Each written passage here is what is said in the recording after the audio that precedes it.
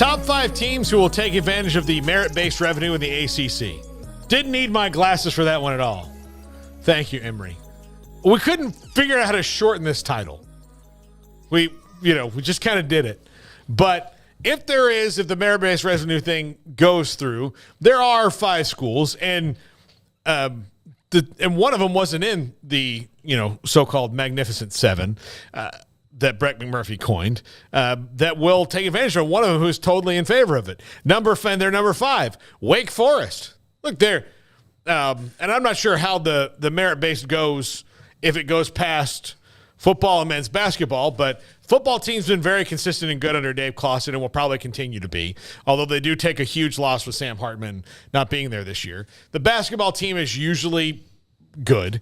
And look, right now the baseball team's number 1 in the country. So they have a good athletic department. They're going to probably get that, especially when it comes to football and winning bowl games and getting in the postseason. I would not be surprised, especially if the ACC has years where they get 2 teams in the 12-team playoff, that Wake Forest will be the second team sometimes.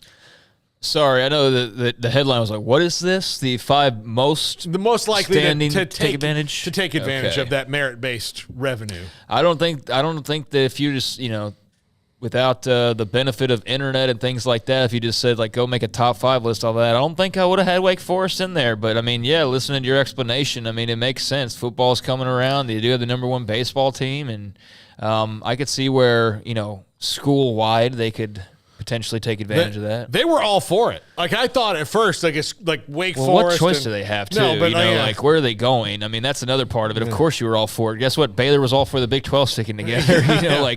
K-State was all for the Big 12 sticking together. Guess who else was? Iowa State. And basically everybody. But Wake Forest is a smaller Baylor. They're a Baptist college. They're in North Carolina. So they're very similar. But, they were, but it wasn't that they were just for it. But Dave Clawson came out enthusiastic about it. Said, "Yeah, go ahead.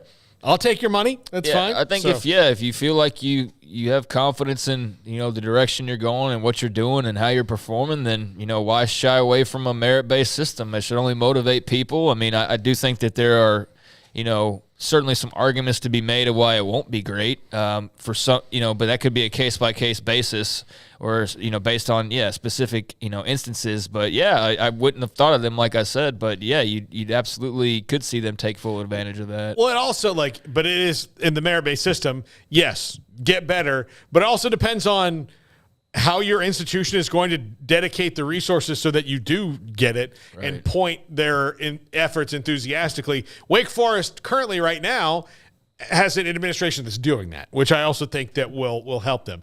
Number 4, Miami, which you should have put a basketball player here. This is a basketball school now. We're the Cavender twins. Yeah. Why do I know their name? They're not even there anymore. Yeah, but by the way, Nigel Pack, speaking of Miami basketball, took his name out of the draft, and he is coming back. Yeah, that's something we absolutely should have touched on earlier was Tyrese Hunter coming back to Texas because that's huge for them. They're going to be looking pretty salty heading into next year under Rodney Terry.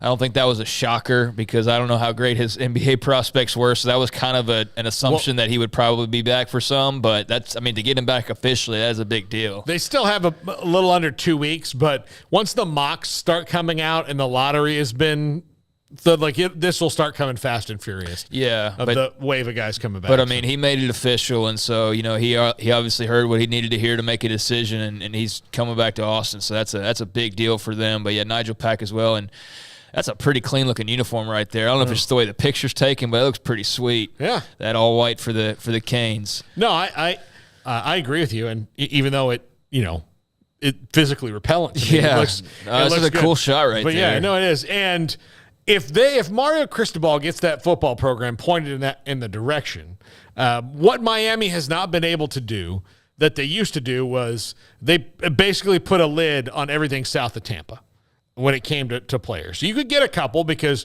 obviously not everybody can go there, but they had that market cornered, and I don't know if they ever will again.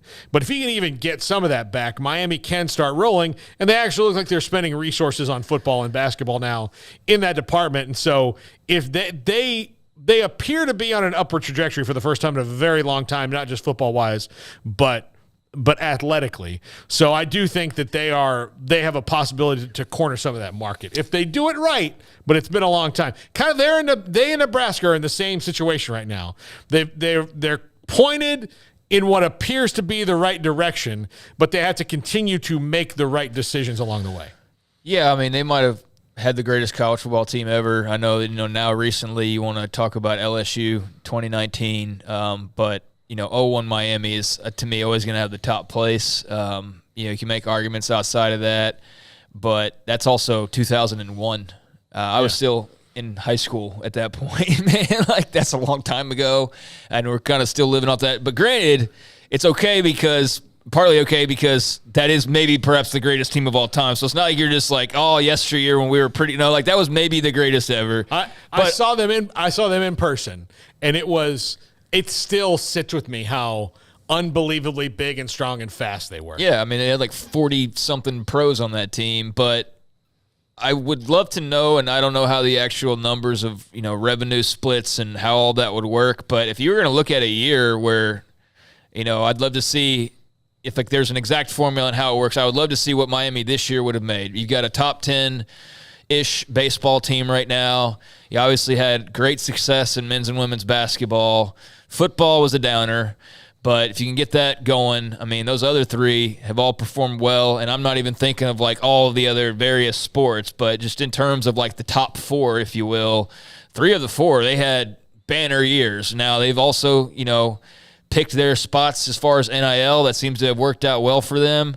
But I also don't want to make it out to, that's why the only reason why they're good, because some people do choose to do that. But regardless, I mean, it's all on the up and up anyway. So, despite the struggles in football, I mean, yeah, they're performing pretty well across your major sports at the moment. Number 3, North Carolina. I think I almost said that like the guy from the Bulls. I was thinking Petey Pablo. Yeah. North Carolina.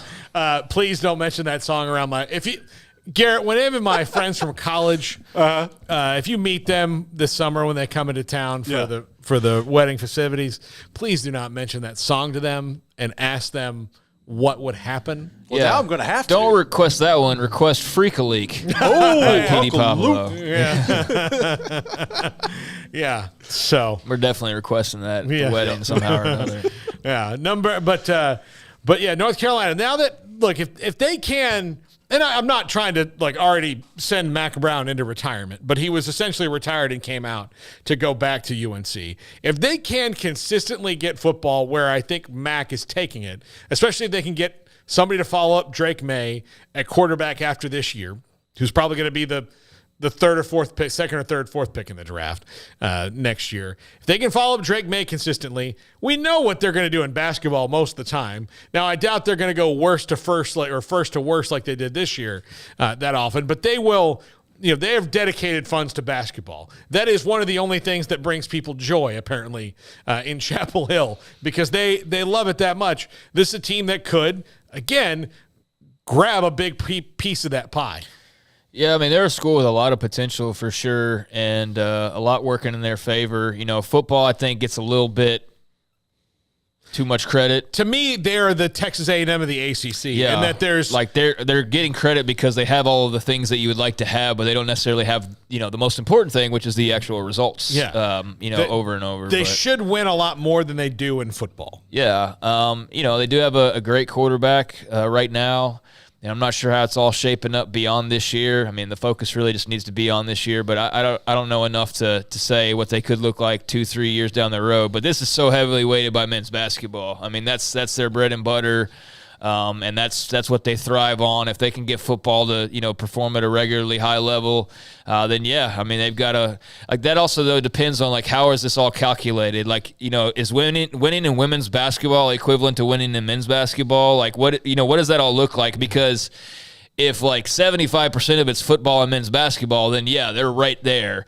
If it's more even base, then they'll have heavily weighted in their favor men's basketball, somewhat football, and then soccer, I guess, has always been a great sport for them, but beyond that I don't know much. And I think that's just going to be based on because they're going to get the money from the the NCAA men's tournament and the that's a college football given. playoff.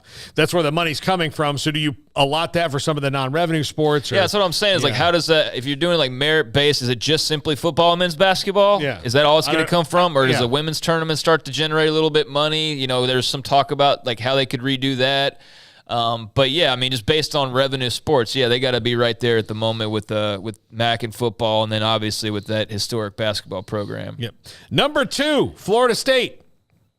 Look, Not number 1. Who had money on that? I mean, they haven't earned it lately. They got to earn it back. But I mean, look, so only number 2. Yeah, only number 2. But look, they are the dominant program in the ACC for the longest stretch. Now, Clemson has 6 more conference football titles in the ACC, but they've been in the ACC 20 years longer. So, you know, there's a little bit of a difference there. FSU has 15 ACC titles since they've been in the league in football. Now, basketball, they've got, I think, 1 or 2. And one of them might be a conference tournament. So don't get me, to trying to brag about their basketball team. But on most years, their basketball team is solidly in the top 6. They're a tournament team. They're a tournament team. This year was a travesty, but they're good there. Most years, baseball's good. This year, a new coach, which was much needed. But what would you give for a Florida State baseball national championship? Oh my God, anything. No, I got him on a tangent. No, what? But like as far as when I was a student, the 2 things I spent the most time doing were football games and then baseball. I mean, if there's 30 home baseball games a year or whatever it is, my friends and I were at 22 of them, and if we weren't at one, it was because it was raining or we were hungover. I mean, so there's no, like, it was a huge deal for us, and they were really good back then, and they kept getting there and never finishing. Oh, it was a bridesmaid. Yeah, absolutely. Especially my freshman year where they were in the championship game and lost to freaking Miami. Double whammy there, yeah. That one, that's like getting stung, like running into a beehive and getting stung and then running into a second beehive. That's how it felt. But yeah, they are though. And they do finally have a real athletic director for the first time in about a decade, and Michael Alford, who has got them pointed in a modern direction. So yes, look, the reason I put them at number 2 is that they're one of the ones who started all this stuff in the first place. Yeah. So clearly they have a plan in place that's going to make sure that it's them. And after this, as an alum, I'll tell you, it damn well better be. You've made all this noise about upping your revenue, which everybody who's an alum of any school wants, to see their school succeed. Well, it better be. So you've made all this noise. You better start winning. Well, that's what I was kind of saying yesterday was the way you've talked about them, and I didn't mean it in any kind of a way towards you, which you know that, but there is a lot of noise. So, yeah, I mean, if they don't go have a good football season this year, that's going to be a massive failure on the part of Mike Norvell and company, because that's all anybody's talking about with them is what the expectations are. So, yeah, I mean, but they're well-positioned, like you said, and that's part of the reason that they are probably feeling as confident as ever. Like, are they barking 2 years ago about this same thing or in the same fashion? I doubt it, but now you've got a football team that's looking like your old football teams, and you feel good about the direction it's headed. So now it's like, yeah, we do need some more money over here. But yeah, they got to hold up their end of the bargain. It'll be a fascinating year for them, and they would certainly be one of the obvious choices that would thrive based on the merits. Yeah. And number 1, Clemson, because look, they've owned the ACC, especially in football. Now, men's basketball, they certainly could be a lot better, and they started out this year well and then didn't close all that strong, but in basketball. But Clemson is the one. I mean, Dabo Swinney is the class of the conference when it comes to head coaches. He is head and shoulders above everybody else right now. And I'm not sure that everybody else around him in the Big 12, when Texas got good, everybody started hiring coaches to beat Mac. And then when Oklahoma really said, like, that was cute that you guys, started chasing Texas a little bit, everybody kept hiring coaches so they could maybe one day unseat Bob Stoops and Lincoln Riley, which didn't really happen until the last 2 years. So now Clemson has been dominantly on top of the ACC for a while, and no one else is really to me, making those moves to go straight at Dabo Swinney, and maybe they can't because of, the inherent disadvantages that come with not being in the SEC or Big Ten. So maybe that's it. But Dabo Swinney's got such a lock on that right now. Until he's knocked off that perch, and not just for a year. Not just Pittsburgh coming up and winning it, or if FSU manages to finally beat Clemson for the first time and for forever this year.